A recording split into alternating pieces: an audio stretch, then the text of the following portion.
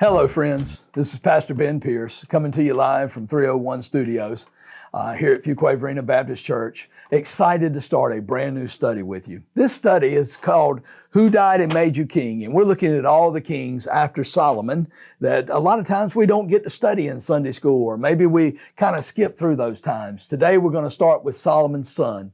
His name is Rehoboam. The first thing we're going to do is this week we're going to take a look at just some of the history. And then next week, we're going to go more into the man himself and some of the spiritual lessons we can learn. Rehoboam's story starts in 1 Kings chapter 12 through 14, and you can find it also in 2 Chronicles chapter 10, verse 12. Rehoboam is famous for one bad decision. Isn't it amazing how one bad decision can impact the rest of your life? One bad decision can impact a nation when you're a king. His father was Solomon.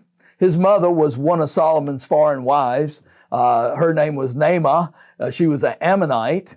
And so he is half Jewish and half Ammonite, but he proved to be all pagan in the end. He became king at the age of 41. Now he reigned for 17 years. He dies at the age of 58. Like father, like son, he's married to multiple women. In fact, he had 18 wives, 60 concubines. So that means when he finished, he had 28 sons and 60 daughters, 88 children in total. Many of his wives were of pagan descent, which was a direct violation of what God had commanded for the kings in Deuteronomy chapter 17.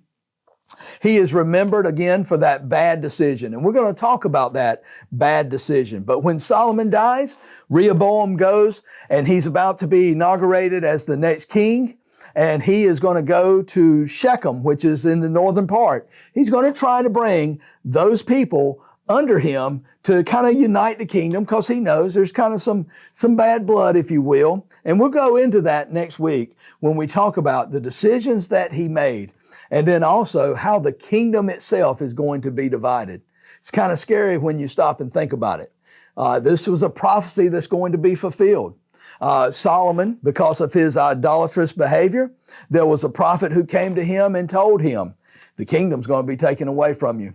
And there's going to be ripped asunder, if you will, 10 tribes and 2 tribes. And so God's word is going to be fulfilled.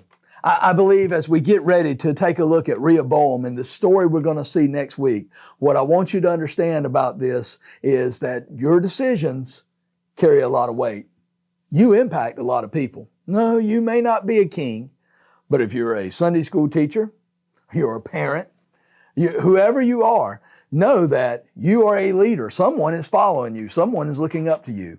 And so we need to make sure that we make the wise decisions. You're going to see that next week when we come back and we look at part 2 of King Rehoboam.